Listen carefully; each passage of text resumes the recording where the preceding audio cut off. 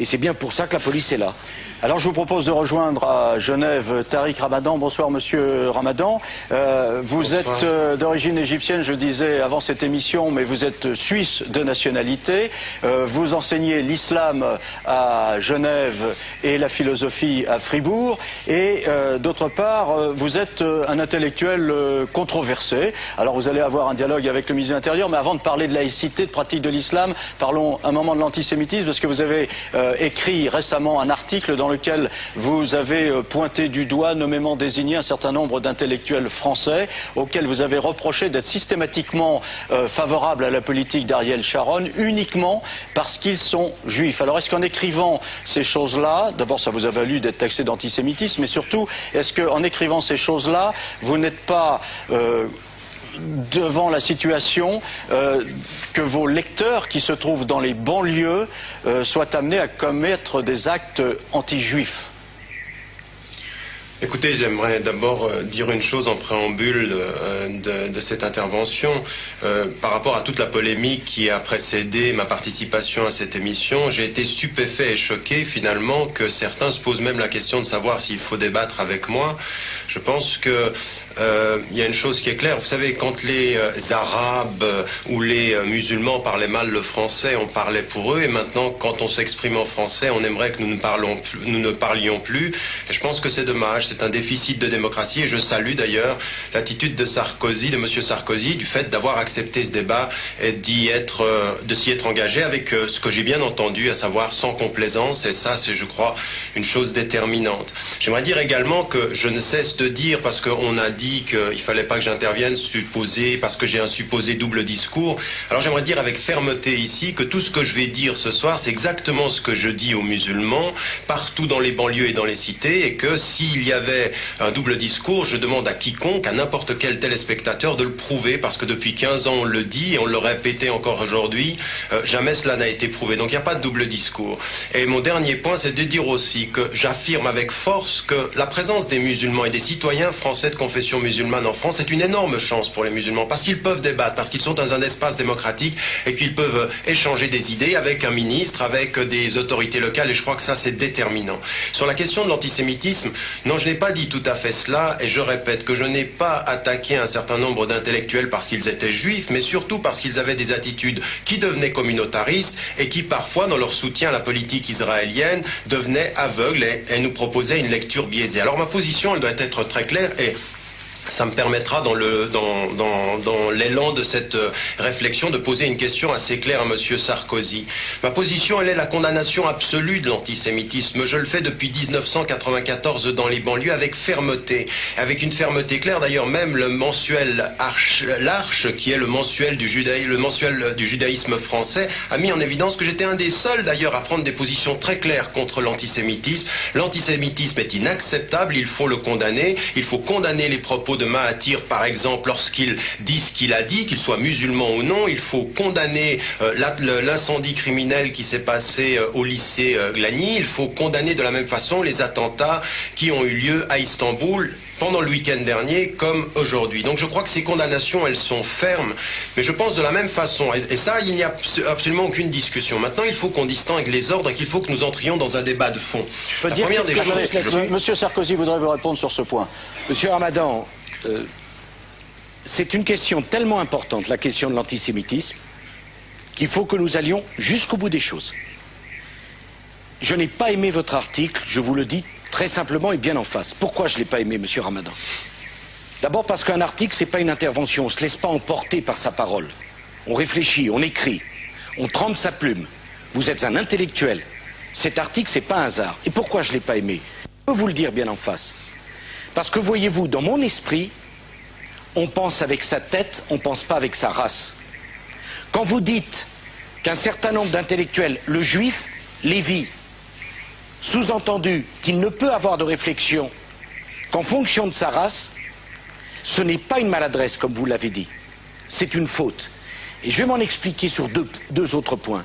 Emporté par votre élan, monsieur Ramadan, vous avez été jusqu'à dire que d'autres étaient juifs, alors qu'ils ne l'étaient même pas. C'est de l'amalgame. Et l'amalgame, c'est du racisme. Non. Et enfin, troisième élément. Une seconde, juste un mot. Troisième élément. Je vais vous dire pourquoi c'est une faute. Parce que les Juifs, c'est pas comme les Auvergnats ou les Parisiens. Il y a eu la Shoah. Il y a eu 6 millions de Juifs qui ont été conduits dans les conditions que l'on sait. Il y en a un seul qui a dit que c'était un détail. C'est une honte. Et quand on parle du Juif Lévy ou du Juif Glucksmann, on fait l'impasse sur ce qu'a été la Shoah. Nous ne l'avons pas oublié. Monsieur Ramadan, c'était pas une maladresse, c'était une faute. Et quand on fait une faute, je vous le dis très simplement, on doit s'en excuser. Monsieur Ramadan. Non, très clairement, j'aimerais dire une chose. D'abord, la première des choses, c'est que je n'ai jamais dit et écrit que, par exemple, un certain nombre comme M. Taguieff, que je savais ne pas être juif, le titre de mon article, c'est « Critique des nouveaux intellectuels communautaires ». Dans le titre, je ne parle pas de juifs et je savais que j'englobais un certain nombre de postures aujourd'hui, d'un certain nombre de sociologues, d'intellectuels qui sont portés à un soutien d'un État et à un soutien d'une communauté. Donc, il n'y avait pas dans mon esprit, ce que j'ai reconnu, c'est un déficit de formulation. Et je sais, je veux dire, moi on m'appelle intellectuel musulman, ça a été fait ici, on appelle intellectuel juif, et je n'y voyais pas d'insulte. Ma position, elle est celle-ci, et j'aimerais être très clair. Je pense que ma volonté, c'est de distinguer 3 ordres. La première des choses, c'est que sur cette question-là, le débat ou la question israélo-palestinienne est tellement présente en France aujourd'hui qu'il faut absolument que nous dépassionnions le débat. Et je suis désolé de voir qu'après cet article-là, la passion qui s'est prise et les propos qu'on a tenus, les insultes qu'on a eues à mon égard sont vraiment dommageables et je ne pense pas que c'est comme ça qu'on dépassera ces questions-là. La deuxième des choses que je voulais mettre en évidence, c'est qu'il faut que nous distinguions les ordres. Je peux en France, comme n'importe où dans le monde, avoir une critique de n'importe quel État sans être taxé d'antisémitisme. Je veux dire par là que quand je critique la politique israélienne, je ne suis pas antisémite, que quand je critique la politique séoudienne, je ne suis pas islamophobe. Il faut qu'on puisse dire ces choses-là et qu'on ne dérive pas vers des postures. Mon texte n'est pas antisémite, je combats l'antisémitisme avec la plus farouche des postures et même vos services de renseignement, Monsieur Sarkozy, devraient vous tenir au courant de ce que je dis dans les banlieues françaises, à savoir que l'antisémitisme c'est non. Et la troisième des choses, c'est qu'il ne faut pas que nous fassions une hiérarchie dans notre lutte contre le racisme, Monsieur Sarkozy. Il y a aujourd'hui en France un antisémitisme, il faut le condamner, mais il y a un racisme anti-arabe, il y a un racisme anti-noir, il y a un racisme islamophobe aujourd'hui. Il ne faut pas que nous fassions de distinction entre ces racismes-là, il faut les condamner tous et de la même façon. Alors j'aimerais faire un appel et j'aimerais juste vous demander une chose, Monsieur Sarkozy. Laissez-moi terminer, juste vous demander une chose parce qu'elle me paraît très importante, Monsieur Sarkozy. Aujourd'hui, ce n'est pas l'affaire de la... Vous savez, l'antisémitisme n'est pas l'affaire de la communauté juive et l'islamophobie n'est pas l'affaire de la communauté musulmane, c'est l'affaire des citoyens français. Et j'aimerais que vous disiez solennellement, à la suite de ce qu'a dit Monsieur Chirac, et qui était très très fort, il a dit s'en prendre à un juif, c'est s'en prendre à la France. Et il a raison, et il faut le condamner. Mais j'aimerais que vous disiez, que vous appeliez le peuple français qui vous écoute aujourd'hui à dire de la même façon, s'en prendre aujourd'hui à un arabe, s'en prendre à un musulman, s'en prendre à un noir, c'est s'en prendre à la France, c'est qu'il faut aujourd'hui appeler tous les citoyens français à s'opposer à ces racismes-là, et au premier rang desquels les fonctionnaires qui sont sous votre autorité, Monsieur Sarkozy. Il ne faut pas qu'on puisse tutoyer les musulmans de cette façon-là. Monsieur Sarkozy vous répond. Monsieur Ramadan, je note que vous avez reconnu une maladresse là où il y avait une faute. Moi, je suis ministre de l'Intérieur. Je suis ministre de l'Intérieur depuis 19 mois. Moi, je ne suis pas entouré d'un halo de suspicion d'antisémitisme ou de racisme. Monsieur Ramadan, il faut bien que vous disiez une chose. Quand tant de gens suspectent votre discours, c'est pas le monde entier qui a tort, c'est peut-être vous qui devez faire votre introspection. Alors je vais vous dire une chose, parce que moi je ne fuis pas, Monsieur Ramadan. Il n'y a rien dans mon esprit qui ressemble plus à celui qui n'aime pas les Juifs que celui qui n'aime pas les Arabes. Ils ont le même visage, le visage consternant de la bêtise et de la haine. Et bien sûr que dans la République française, chaque fois que l'un des nôtres, même pas d'ailleurs français, sur notre territoire, est insulté pour la couleur de sa peau, c'est inadmissible. Mais jusqu'à preuve du contraire, Monsieur Ramadan, vous n'êtes pas victime, vous étiez accusé. Mais il y a une deuxième ambiguïté que je voudrais lever avec vous.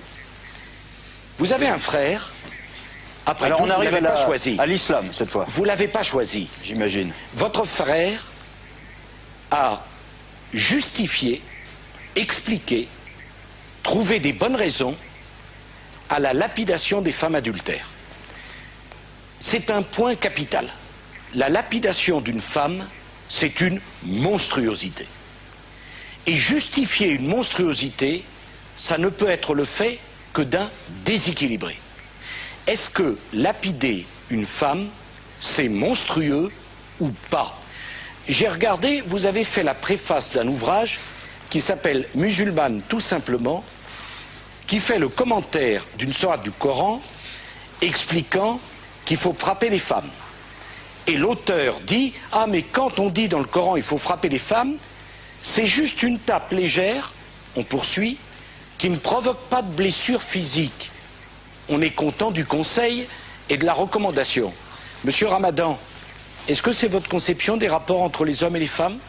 Entre l'égalité entre les sexes? Eh bien, si c'est votre conception, c'est pas la mienne. Monsieur Ramadan. Ben, c'est pas la mienne non plus. J'aimerais que vous m'entendiez là-dessus, parce que systématiquement, quand on veut me reprendre sur le discours, on reprend le discours des autres que j'aurais préfacé ou que j'aurais soutenu. La première des choses, c'est que je ne suis pas mon frère, il a des positions.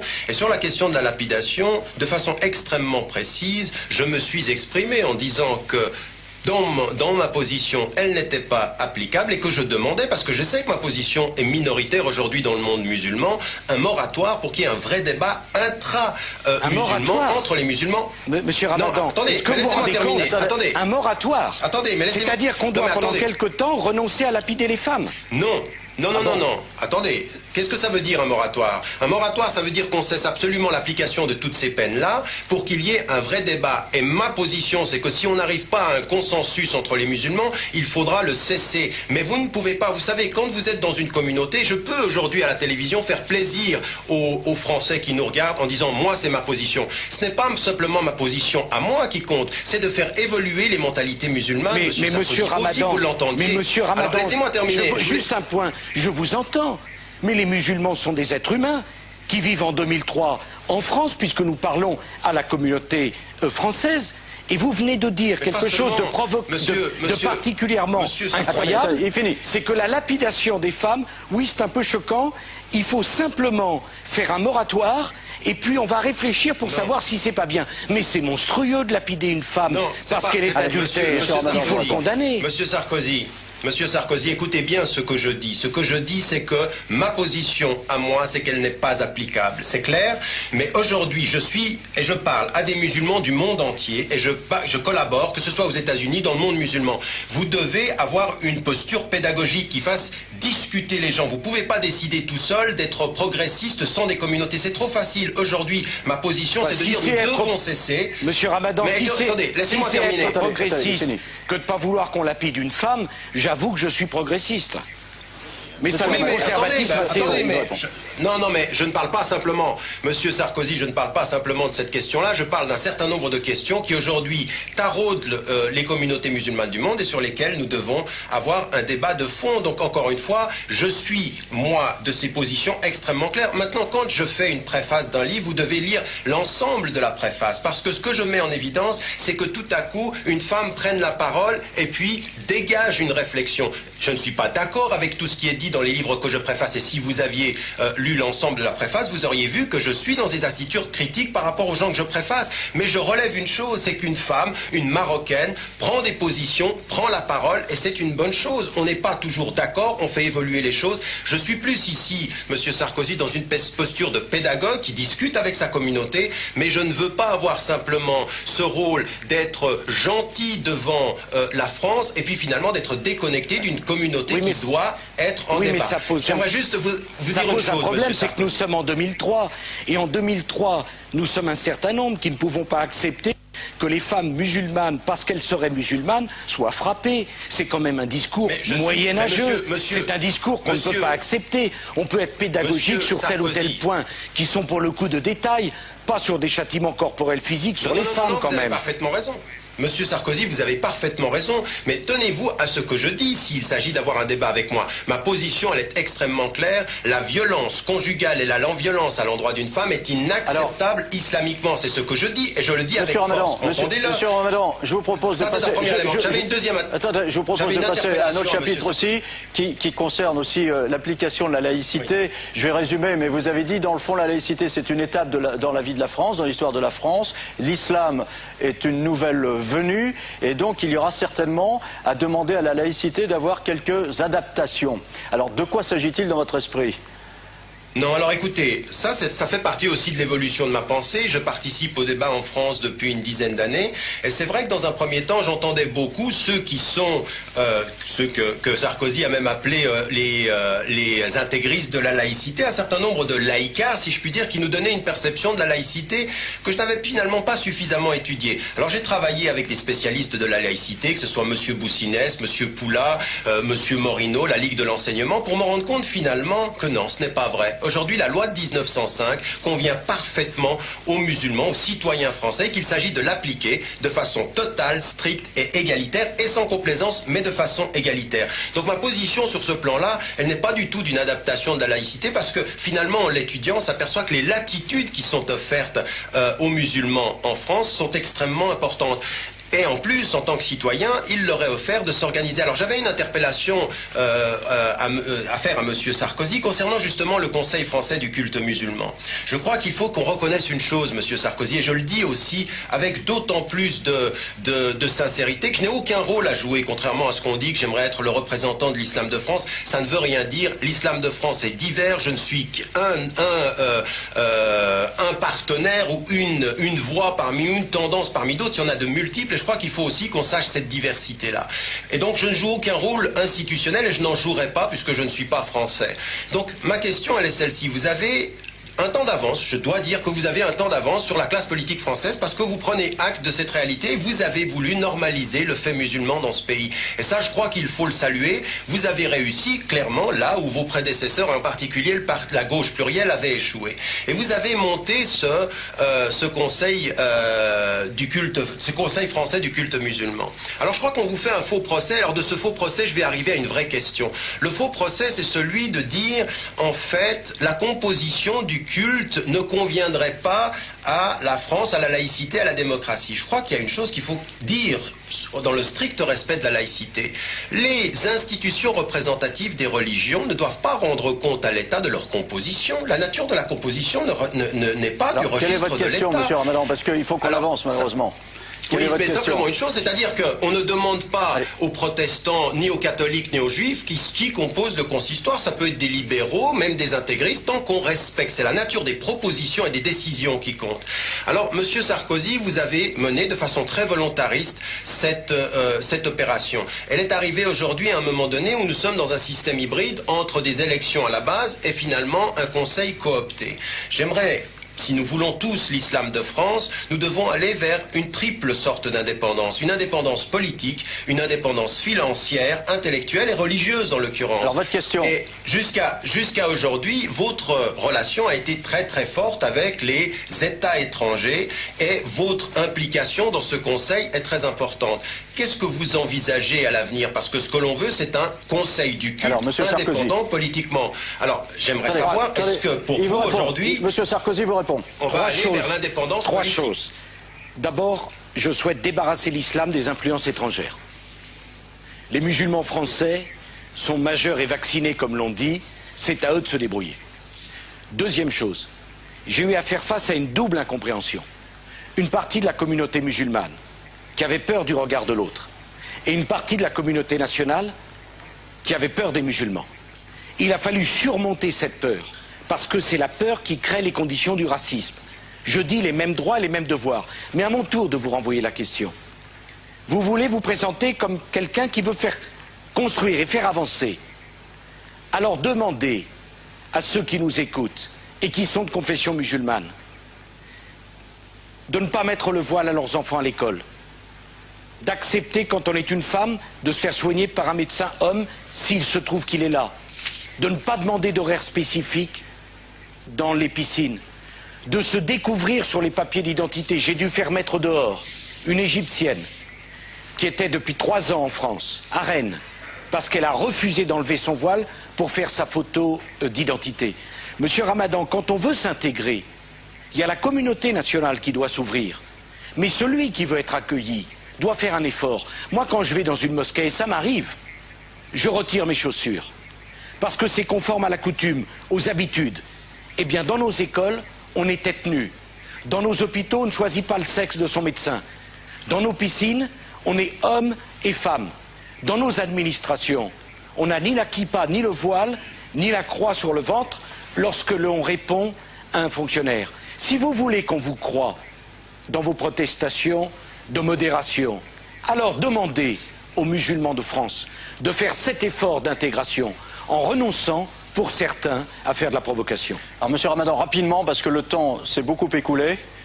Est-ce que vous êtes prêt Alors, moi, ce que je demande aux Français, monsieur, et ce que je dis partout où sont les musulmans, c'est le respect strict de la loi. Et si aujourd'hui nous n'avions pas ce débat, si nous l'avons d'ailleurs ce débat, c'est parce que justement, sur les contours de la loi, il y a discussion. Si aujourd'hui il y a toute cette discussion autour de la loi de 1905, c'est que finalement, les contours de la loi doivent être déterminés et qu'il y a débat. Donc le respect strict de la loi de 1905, et j'aimerais vous dire une chose, c'est que je ne suis pas le seul à dire que dans le respect strict de la loi de 1905, il ne faut pas exclure les jeunes filles dans les écoles. La Ligue de l'enseignement le dit, la Ligue des droits de l'homme le dit, le MRAP le dit, même pratiquement l'épiscopat. Donc je crois que de ce point de vue-là, il faut le respect de la loi. Oui, mais mon souci, monsieur Sarkozy, mais j'ai pas terminé. J'ai pas terminé. Vous m'avez dit une chose sur les hôpitaux. Mais pour qu'on ne les exclue pas, ces jeunes filles. Bon, moi non plus, je ne suis pas pour qu'on les exclue.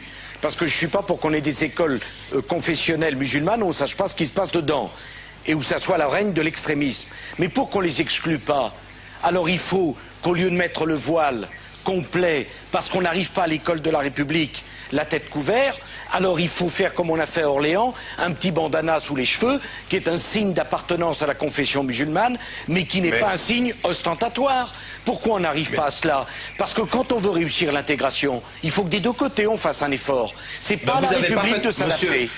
Monsieur Sarkozy, vous avez parfaitement raison et Dieu sait si. Alors, moi j'ai toujours dit, je le dis en toutes circonstances, aujourd'hui il faut ce dialogue-là et s'il faut en arriver là... Il faut retirer le voile. Est-ce que c'est ce que vous dites?